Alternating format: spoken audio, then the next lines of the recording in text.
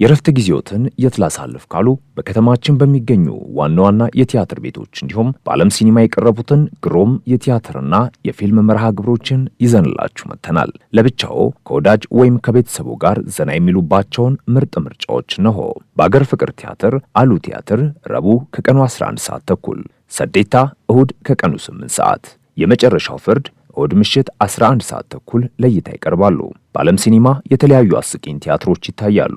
የኮከቡ ሰው ሐሙስ ከቀኑ 11 ሰዓት፣ አቧራው ጨሰ አርብ ከቀኑ 12 ሰዓት፣ መልቲ ቲያትር ሰኞ ከቀኑ 12 ሰዓት፣ ባሎችና ሚስቶች ቲያትር ማክሰኞ ከቀኑ 12 ሰዓት በዓለም ሲኒማ ጎራ ካሉ መንፈሶን ያድሳሉ። በብሔራዊ ቲያትር 12ቱ እንግዶች ቅዳሜ ከቀኑ 8 ሰዓት፣ በር የሌለው ቤት ቅዳሜ ምሽት 11 ሰዓት ተኩል፣ ንጉሥ አርማህ እሁድ ከቀኑ 8 ሰዓት፣ እምዬ ብረቷ እሁድ ምሽት 11 ሰዓት ተኩል፣ ዴጊያ አርብ ከቀኑ 11 ሰዓት ተኩል። በአዲስ አበባ ቲያትርና ባህል አዳራሽ እሳት ወይ አበባ ቅዳሜ ምሽት 11 ሰዓት ተኩል።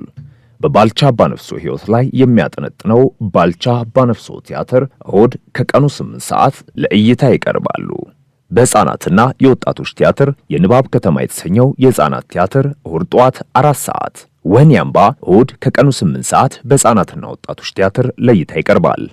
የፊልም አፍቃሪያን ደግሞ ወደ ዓለም ሲኒማ ጎራ ቢሉ የ1 ሰዓት ከ32 ደቂቃ የቆይታ ጊዜ ያለው መቀነት ፊልም፣ የ1 ሰዓት ከ47 ደቂቃ ቆይታ ያለው ዶሎቪያ የተሰኘው የባህሉ እንግዳ ፊልም፣ የ1 ሰዓት ከ40 ደቂቃ ቆይታ ያለው አንተነህ የተሰኘው የቤተሰብና የፍቅር ፊልም፣ በሙሉዓለም ጌታቸው የተዘጋጀው 1 ሰዓት ከ45 ደቂቃ ቆይታ ያለው ቀን ዘራፊ ፊልም እንዲሁም ሳላያት የተሰኘው የፍቅር ፊልም የ1 ሰዓት ከ38 ደቂቃ ቆይታ ያለው ሲሆን ሳምንቱን ሙሉ በዓለም ሲኒማ ለእይታ ይቀርባሉ። ውድ ተመልካቾቻችን ከነዚህ መርሃ ግብሮች ውስጥ በመምረጥ የረፍት ጊዜውን በደስታና በፈገግታ እንዲያሳልፉ በአክብሮት ጋብዘኖታል።